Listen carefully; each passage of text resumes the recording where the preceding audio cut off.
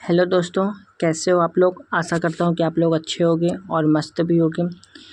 तो दोस्तों, आज हम आप लोगों के लेके आए हैं कुछ ऐसे इम्पॉर्टेंट क्वेश्चन, 40 से 45 क्वेश्चन जो कि आरआरबी एनटीपीसी के लिए काफ़ी महत्वपूर्ण क्वेश्चन है। और ये वही क्वेश्चन है जो कि परीक्षा में पूछे जाते हैं और पूछे गए क्वेश्चन हैं। तो हम ऐसे ही सिलेक्ट करके क्वेश्चन लेके आए हैं जो कि परीक्षा के लिए काफ़ी इम्पॉर्टेंट है और पूछे जा सकते हैं। तो बिना समय गंवाते हम वीडियो को स्टार्ट करते हैं और आप लोगों से रिक्वेस्ट करते हैं आप वीडियो को ज़्यादा से ज़्यादा शेयर कर दीजिए। चैनल पर नए हैं तो चैनल को सब्सक्राइब करके चैनल के साथ जुड़ जाइए। हम इम्पॉर्टेंट ही क्वेश्चन सिलेक्ट करके लाते हैं जो कि परीक्षा के लिए काफ़ी इम्पॉर्टेंट होते हैं। तो दोस्तों, अब हम वीडियो को स्टार्ट करते हैं और आप लोगों को सारे क्वेश्चन का एक एक करके आंसर बताते हैं। तो दोस्तों, अब हमारा पहला क्वेश्चन क्या कहता है, आप लोग पहला क्वेश्चन को पढ़ते हैं। पहला क्वेश्चन हमारा कहता क्या है। तो हमारा पहला क्वेश्चन क्या, प्रयाग प्रायश्चित जिसे इलाहाबाद स्तंभ शिलालेख के रूप में भी जाना जाता है, हमें उपलब्धियां के बारे में जानकारी प्रदान करता है।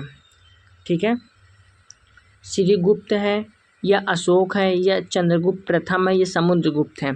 तो क्वेश्चन नंबर फर्स्ट का हमारा राइट आंसर क्या होगा। तो क्वेश्चन नंबर फर्स्ट का हमारा राइट आंसर होगा option number D. Option number D पे क्या आता है, समुद्रगुप्त। तो इस खाली स्थान पे क्या आएगा, समुद्रगुप्त। समुद्रगुप्त जो है इसका बिल्कुल राइट आंसर होगा। ठीक है, बढ़ते हैं अब हम लोग अपने नेक्स्ट क्वेश्चन को। नेक्स्ट क्वेश्चन हमारा क्या कहता है, नेक्स्ट क्वेश्चन को पढ़ें। हर्षवर्धन निम्नलिखित में से किस वंश से संबंधित था। हर्षवर्धन निम्नलिखित में से किस वंश से संबंधित था। पुष्यभूति वंश या चालुक्य वंश या मौर्य वंश या गुप्त वंश। तो हर्षवर्धन निम्नलिखित में से किस वंश से संबंधित था। तो इसका हमारा राइट आंसर क्या होगा। तो क्वेश्चन नंबर दूसरा का right answer option number A होगा। ऑप्शन नंबर ए पे क्या आता है, पुष्यभूति वंश। पुष्यभूति वंश बिल्कुल इसका राइट आंसर होगा। ठीक है दोस्तों, अब बढ़ते हैं हम लोग अपने नेक्स्ट क्वेश्चन की। नेक्स्ट क्वेश्चन हमारा क्या कहता है, क्वेश्चन नंबर थर्ड को पढ़िए। रवि कीर्ति का एहोल शिलालेख पुलकेशिन द्वितीय की पर विजय के बारे में विस्तार से वर्णन करते हैं। तो कीर्तिवर्मन प्रथम या खारवेल या समुद्रगुप्त या हर्ष। तो रवि कीर्ति का एहोल शिलालेख पुलकेशिन द्वितीय का पर विजय के बारे में विस्तार से वर्णन करते हैं। तो क्वेश्चन नंबर थर्ड का हमारा राइट आंसर क्या होगा। तो क्वेश्चन नंबर थर्ड का हमारा राइट आंसर होगा option number D. Option number D बिल्कुल इसका राइट आंसर होगा, यानी हर्ष जो है बिल्कुल इसका राइट आंसर होगा। ठीक है दोस्तों, आप लोगों को सारे क्वेश्चन ध्यान से पढ़ना है और ध्यान से याद करते चलना है। सारे क्वेश्चन काफ़ी इंपॉर्टेंट क्वेश्चन है। तो बढ़ते हैं हम लोग अपने क्वेश्चन नंबर चौथे की ओर। निम्न में से कौन हर्षवर्धन के शासनकाल में भारत आया था। निम्न में से इन चारों ऑप्शन में से कौन था जो हर्षवर्धन के शासनकाल में भारत आया। तो जुआंग सांग हेनसांग होगा या फहियान होगा या Ibn Battuta Abdullah Mahmud Ibn Battuta या मार्को पोलो। तो क्वेश्चन नंबर चौथा का हमारा राइट आंसर क्या होगा। तो क्वेश्चन नंबर चौथा का हमारा राइट आंसर होगा ऑप्शन नंबर ए। तो अगर इसमें अगर हम आपसे बोलें शासकों के शासनकाल, अगर इसमें शासनकाल के बारे में पूछें और राजदूत विदेश यात्री, तो हर्षवर्धन का जो होगा दोस्तों, हर्षवर्धन का जो होगा हेनसांग होगा। आप लोगों शासकों के शासनकाल में तो हर्षवर्धन जो होगा, राजदूत जो होगा हेनसांग होगा। अगर चंद्रगुप्त द्वितीय तो फहियान होगा। मोहम्मद बिन तुगलक होगा तो ये इब्न बतूता होगा। महमूद गजनवी होगा या अल बरूनी होगा या मारवर्मन कुल शेखर होगा या मार्को पोलो होगा। ठीक है, ये आप लोगों को याद रखना है। ठीक है, बढ़ते क्वेश्चन नंबर नेक्स्ट की ओर। क्वेश्चन नंबर 5वां को पढ़िए। क्वेश्चन नंबर 5वां हमारा क्या कहता है, उस महान व्यक्ति का नाम बताइए। उस महान व्यक्ति का नाम बताइए जिसने भारत की बीजगणित के क्षेत्र में महत्वपूर्ण योगदान किया। आपसे पूछ रहे हैं उस व्यक्ति का नाम बताइए जिसने भारत में बीजगणित के क्षेत्र में महत्वपूर्ण योगदान दिया। तो इसका क्वेश्चन का राइट आंसर हमारा क्या होगा। तो इस क्वेश्चन का हमारा राइट आंसर होगा option number D, Aryabhata. Aryabhata जो है बिल्कुल इसका राइट आंसर होगा। अगर जैसे व्यक्ति पूछे हुए, इधर हो गया व्यक्ति हमारा हो गया और इधर होगा कार्यक्षेत्र, इधर क्या हो गया कार्यक्षेत्र। और जैसे इसे व्यक्ति से पूछा जाए चरक, क्या पूछा जाए चरक, तो चरक क्या होगा महर्षि, क्या होगा महर्षि और आयुर्वेदिक विशारद। अब इधर पूछा जाए ब्रह्मगुप्त, इधर क्या पूछा जाए, ब्रह्मगुप्त। इधर ब्रह्मगुप्त पूछा जाए तो इधर क्या होगा, भारतीय गणितिक, ठीक है, भारतीय गणितिक। तो अगर इधर पूछा जाए वाराहिर, क्या पूछा जाए, वाराहमिहिर, तो इधर क्या होगा, भारतीय गणितिक। ये आप लोगों को याद रखना है। चरक का होगा महर्षि और आयुर्वेदिक विशारद, ब्रह्मपुत्र का होगा भारतीय गणितक, वराहिमिहिर का होगा भारतीय गणितक। ये आप लोगों को याद रखना है। तो क्वेश्चन नंबर 5 का हमारा राइट आंसर क्या होगा, option number D. Option number D बिल्कुल इसका राइट आंसर था। अब बढ़ते क्वेश्चन नंबर 6 की ओर। क्वेश्चन नंबर 6 हमारा क्या कहते हैं, इनमें से कौन राजा हर्षवर्धन के दरबारी कवि थे। इनमें से कौन राजा हर्षवर्धन के दरबारी कवि थे। आनंद भट्ट होगा, या वल्लाल होगा, या जयचंद्र होगा, या बाण भट्ट होगा। तो क्वेश्चन नंबर 6 का हमारा राइट आंसर क्या होगा, इनमें से कौन राजा हर्षवर्धन के दरबारी कवि थे। तो क्वेश्चन नंबर 6 का हमारा राइट आंसर क्या होगा, इस क्वेश्चन का राइट आंसर होगा option number D. Option number D पे क्या आता है, बाण भट्ट। बाण भट्ट जो है बिल्कुल इसका राइट आंसर होगा, ठीक है। ये क्वेश्चन जो है दोस्तों एनटीपीसी में पूछा गया क्वेश्चन है, ठीक है। क्वेश्चन नंबर 7 को पढ़िए। चीनी यात्री हेनसांग किसके शासनकाल में भारत आया था। चीनी यात्री हेनसांग जो है किसके शासनकाल में भारत आया, कीर्तिवर्मन, या पुलकेशिन द्वितीय, या हर्षवर्धन, या विक्रमादित्य। तो क्वेश्चन नंबर 7 का हमारा राइट आंसर क्या होगा, क्वेश्चन नंबर 7 का हमारा राइट आंसर क्या होगा, इस क्वेश्चन का राइट आंसर हमारा क्या होगा, option number C. Option number C पे क्या आता है दोस्तों, हर्षवर्धन जो है बिल्कुल इसका राइट आंसर होगा, ठीक है। और दोस्तों इसमें ये आरआरबी जेईई 2014 में पूछा गया क्वेश्चन है, ठीक है। ये आरआरबी जेईई में 2014 में पूछा गया क्वेश्चन है, ये आप लोगों को ध्यान से रखना। और ग्रुप आरआरबी एनटीपीसी में भी पूछा गया क्वेश्चन है, ठीक है। अब बढ़ते क्वेश्चन नंबर 8वें की ओर। क्वेश्चन नंबर 8वां हमारा क्या कहता है, एक चीनी बौद्ध भिक्षु था जिसने नालंदा में बौद्ध शासकों का अध्ययन किया और वह 627 से 643 ईस्वी तक भारत की 17 वर्ष की लंबी यात्रा के लिए प्रसिद्ध था। मेगनस्थित था, या अलबरूनी था, या हेनस्तांग था, या फैयान था। तो क्वेश्चन नंबर 8 का हमारा राइट आंसर क्या होगा, क्वेश्चन नंबर 8 का हमारा राइट आंसर होगा option number C. Option number C पे क्या आता है, हेनस्तांग। इसका ऑप्शन नंबर सी बिल्कुल इसका राइट आंसर होगा। बढ़ते हैं क्वेश्चन नंबर 9 की ओर। क्वेश्चन नंबर 9 को पढ़ते हैं। इनमें से कौन हर्षवर्धन के शासनकाल में भारत आया था। इस चारों ऑप्शन में से कौन है जो हर्षवर्धन के शासनकाल में भारत आया। फहियान होगा, या अलबरूनी होगा, या इत्सिंग होगा, या हेनसांग होगा।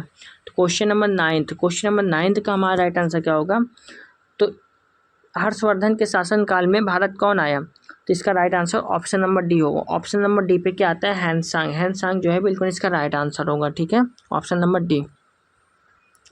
क्वेश्चन नंबर 10 को पढ़िए। इनमें से कौन सा चीनी यात्री नालंदा आया और वह छात्र और शिक्षक के दोनों के रूप में रहा।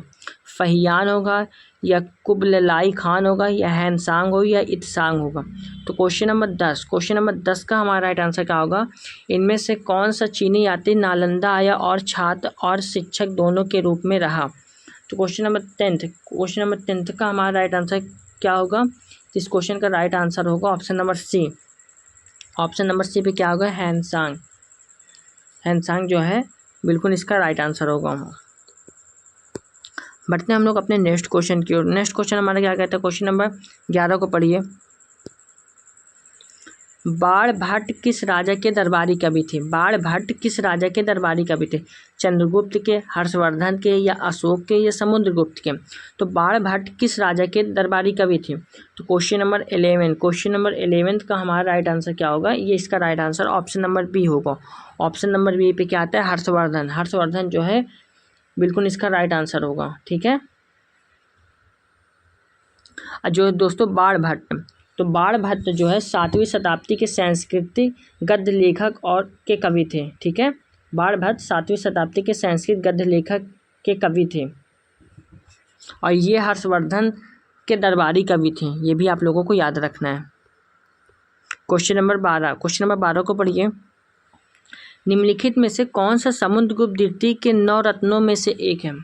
निम्नलिखित में से कौन समुद्रगुप्त द्वितीय के 9 रत्नों में से एक है? वारा, मिहिर या मोगल, लना या विशाख दत्त या ब्रह्मगुप्त?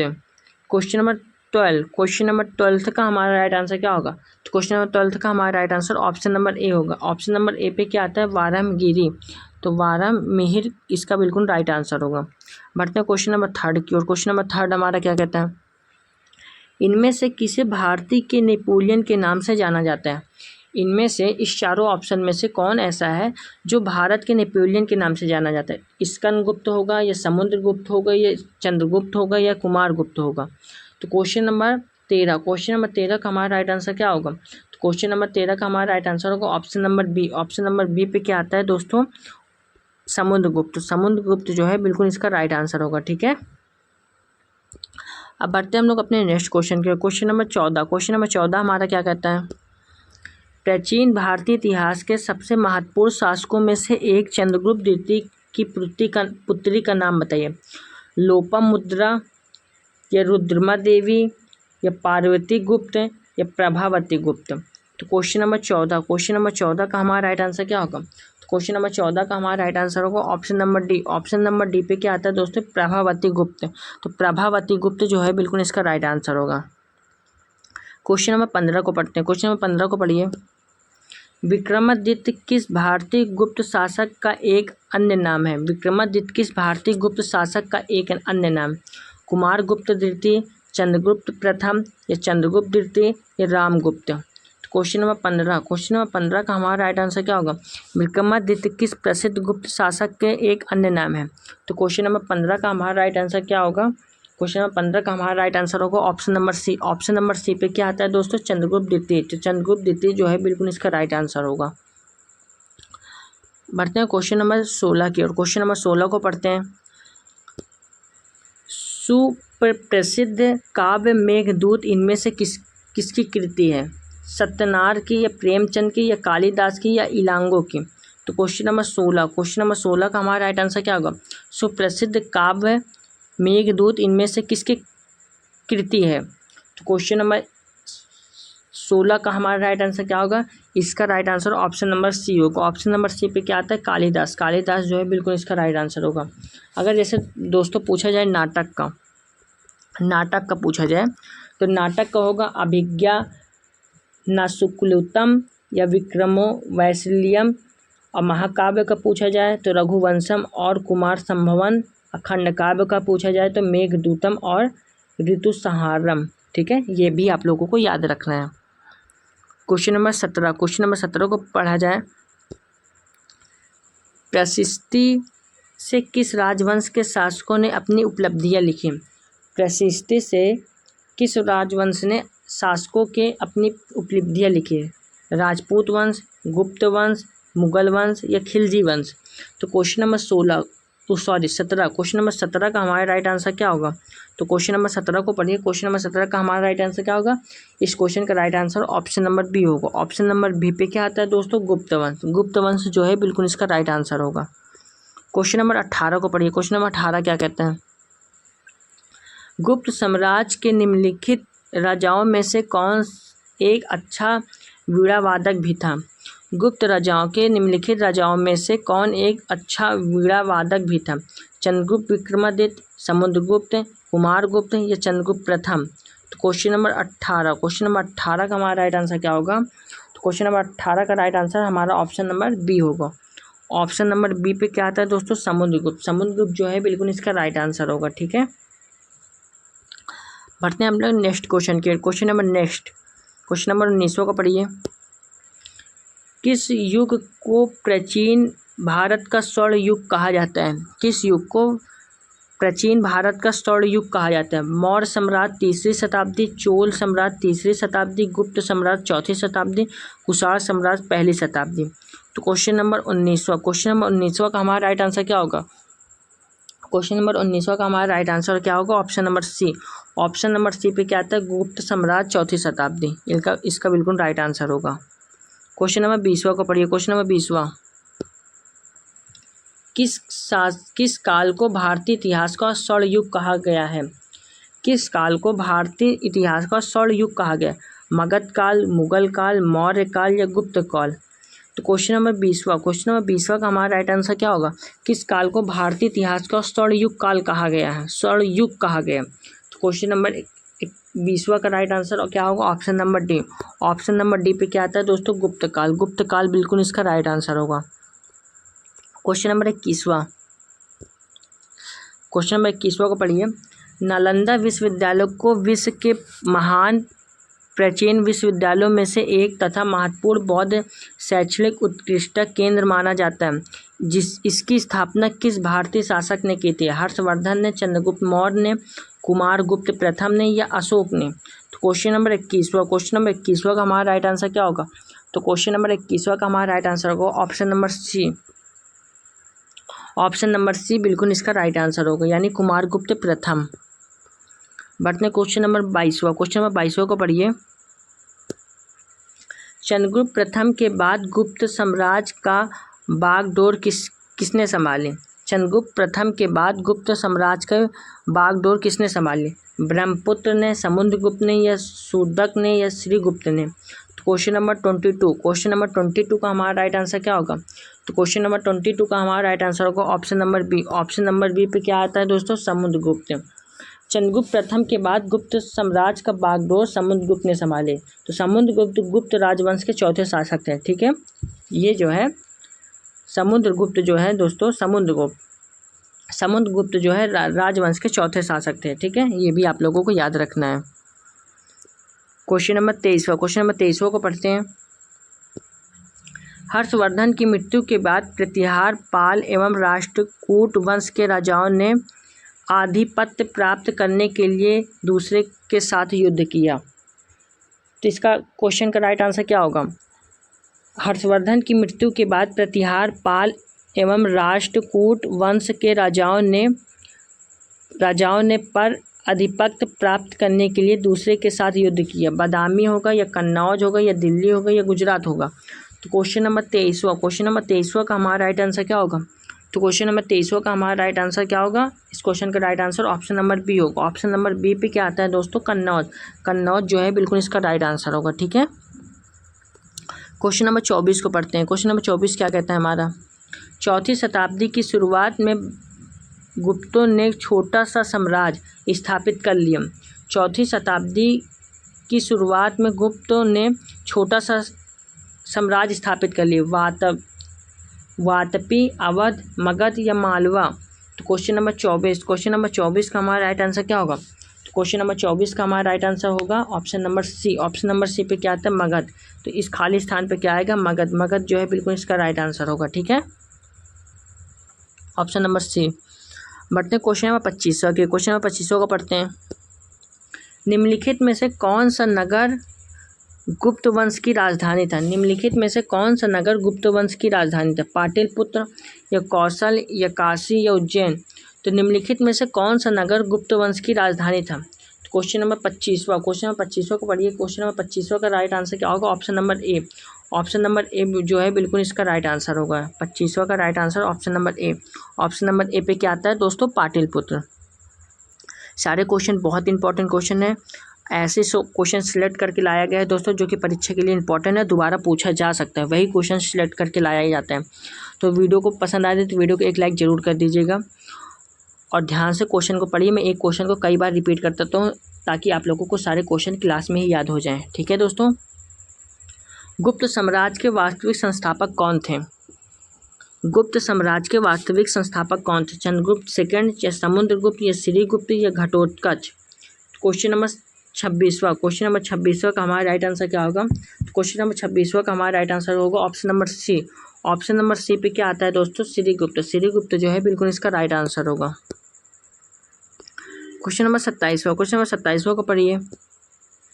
गुप्त काल के दौरान चीन के किस यात्री ने भारत का भ्रमण किया था? हियून संग या फहियान या आई चिंग या सिलिक्यूस्यू? तो क्वेश्चन नंबर 27वां का हमारा राइट आंसर क्या होगा? गुप्त काल के दौरान चीन के किस यात्री ने भारत का भ्रमण किया था? तो क्वेश्चन नंबर 27वां क्वेश्चन नंबर 27वां का हमारा राइट आंसर क्या होगा? इसका right answer option number B. Option number B पे क्या आता है दोस्तों? फहियान। फहियान जो है बिल्कुल इसका राइट आंसर होगा। ठीक है, बढ़ते हैं क्वेश्चन नंबर अपने नेक्स्ट की ओर। क्वेश्चन नंबर 28वां को पढ़िए। हर्षवर्धन के राज्यसभा कवि कौन थे? जयदेव थे या बाणभट्ट थे या चंद्रबरदाई थे या बिल्हड़ थे? तो क्वेश्चन नंबर 28वां का राइट आंसर क्या होगा? इस क्वेश्चन का right answer option number B होगा। ऑप्शन नंबर बी पे क्या आता है? बाणभट्ट। बाणभट्ट जो है बिल्कुल इसका राइट आंसर होगा। अब बढ़ते हैं क्वेश्चन नंबर 29वां की ओर। क्वेश्चन नंबर 29वां को पढ़ते हैं। हर्ष की मृत्यु के बाद 7वीं शताब्दी के आसपास क्या होगा? इस खाली स्थान पे प्रबुद्ध में आए और उनके काल को भारत के अंधे युग के रूप में जाना जाता है। तो हर्ष की मृत्यु के बाद 7वीं शताब्दी के आसपास प्रबुद्ध आए और उनके काल को भारत के अंधे युग के रूप में माना जाता है। राजपूत, अंग्रेज या तुर्क या मुगल? तो क्वेश्चन नंबर 29वां का हमारा राइट आंसर क्या होगा? तो क्वेश्चन नंबर 29वां का हमारा राइट आंसर होगा ऑप्शन नंबर ए। ऑप्शन नंबर ए पे क्या आता है दोस्तों? राजपूत। तो इस खाली स्थान पे आएगा। ठीक है, हर्षवर्धन की मृत्यु के बाद 7वीं शताब्दी के आसपास राजपूत प्रभुत्व में आए। ठीक है, और उनकी काल को भारत के अंधे युग के रूप में माना जाता है। ठीक है, ये आप लोगों को याद रखना है। क्वेश्चन नंबर 30वां को पढ़ते हैं। चंद्रगुप्त द्वितीय ने गुप्त साम्राज्य का ईस्वी में गुजरात तक विस्तार कर लिया था। तो इस क्वेश्चन पर राइट आंसर क्या होगा? 930 होगा या 903 होगा या 309 होगा या 390 होगा? तो क्वेश्चन नंबर 30वां का हमारा राइट आंसर क्या होगा?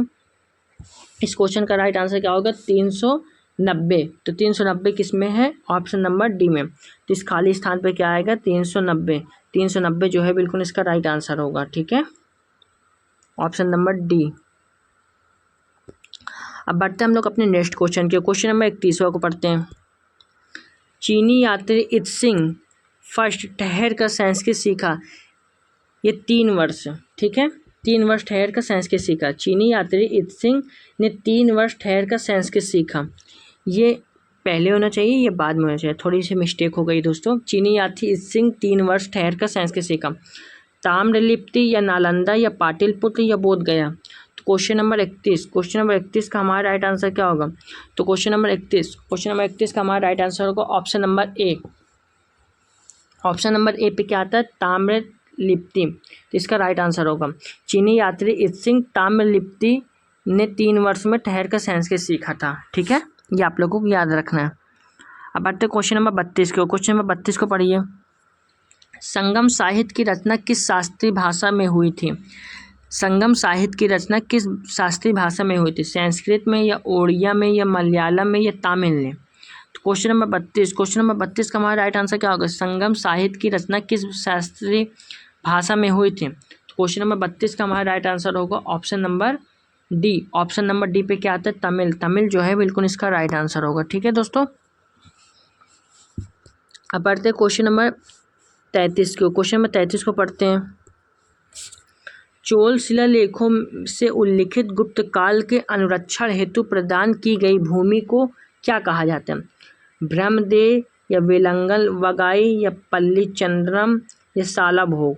तो क्वेश्चन नंबर 33 का हमारा राइट आंसर क्या होगा? तो क्वेश्चन नंबर 33 का हमारा राइट आंसर होगा option number D. Option number D पे क्या आता है दोस्तों? सालाभोग जो है बिल्कुल इसका राइट आंसर। इस खाली स्थान पे क्या आएगा? सालाभोग। ठीक है दोस्तों, क्वेश्चन नंबर 34 को पढ़िए। होयसल साम्राज्य की राजधानी, तो होयसल साम्राज्य की राजधानी कौन थी? देवगिरी या द्वार समुद्र या मैसूर या कल्याणी? तो कौन थी? देवगिरी या द्वार समुद्र, मैसूर या कल्याणी? तो इस क्वेश्चन का राइट आंसर क्या होगा? ऑप्शन नंबर बी, तो द्वार समुद्र। ठीक है, इसका right answer option number B होगा। ऑप्शन नंबर बी पे क्या आता है? द्वार समुद्र। तो द्वार समुद्र जो है बिल्कुल इसका राइट आंसर होगा। अब बढ़ते हैं हम लोग अपने नेक्स्ट क्वेश्चन की ओर। क्वेश्चन नंबर 35 की ओर बढ़ते हैं। क्वेश्चन नंबर 35 को पढ़िए। दिए गए विकल्पों में से किस राजवंश ने दक्षिण पूर्व एशिया में शिपिंग उद्यम स्थापित किया? दिए गए विकल्पों में से किस राजवंश ने दक्षिण पूर्व एशिया में शिपिंग उद्यम स्थापित किया? चालुक्य वंश होगा, या गुप्त वंश होगा, या चेर वंश होगा, या चोल वंश होगा? तो इस क्वेश्चन का राइट आंसर क्या होगा? ऑप्शन नंबर 35 का क्वेश्चन का राइट आंसर हमारा क्या होगा? तो इस क्वेश्चन का right answer option number D यानी चोल वंश। चोल वंश जो है बिल्कुल इसका राइट आंसर होगा। तो इसका राइट आंसर चोल वंश होगा। क्वेश्चन नंबर 36 को पढ़िए। राजा सिंह विष्णु वंश के शासक थे। राजा सिंह विष्णु वंश के शासक थे चोल, पल्लव, पाल या चालुक्य? तो क्वेश्चन नंबर 36 का हमारा राइट आंसर क्या होगा? राजा सिंह विष्णु वंश के शासक थे। तो क्वेश्चन नंबर 36 का हमारा राइट आंसर क्या होगा? इस क्वेश्चन का right answer option number B. Option number B पे क्या आता है? पल्लव। पल्लव जो है बिल्कुल इसका राइट आंसर होगा। क्वेश्चन नंबर 37 को पढ़िए। पुलकेशिन प्रथम और पुलकेशिन द्वितीय नामक शासक से संबंधित है। चोल वंश से, या चालुक्य वंश से, या कुषाण वंश से, या मगध वंश से? तो क्वेश्चन नंबर 37 का हमारा राइट आंसर क्या होगा? पुलकेशिन प्रथम और पुलकेशिन द्वितीय नामक किससे संबंधित है? किस शासक से? तो चोल वंश से, चालुक्य वंश से, या कुषाण वंश से, या मगध वंश से? तो क्वेश्चन नंबर 37 का हमारा राइट आंसर क्या होगा? Option number B. Option number B पे क्या आता है? चालुक्य। चालुक्य वंश बिल्कुल इसका राइट आंसर होगा। क्वेश्चन नंबर 38 को पढ़ते हैं। पुलकेशिन द्वितीय किस राजवंश का सर्वाधिक प्रख्यात शासक था? चालुक्य, काकतीय, पांड्य या होयसल? तो क्वेश्चन नंबर 38 का हमारा राइट आंसर क्या होगा? क्वेश्चन नंबर 38 का हमारा राइट आंसर होगा ऑप्शन नंबर ए। ऑप्शन नंबर ए पे क्या आता है दोस्तों?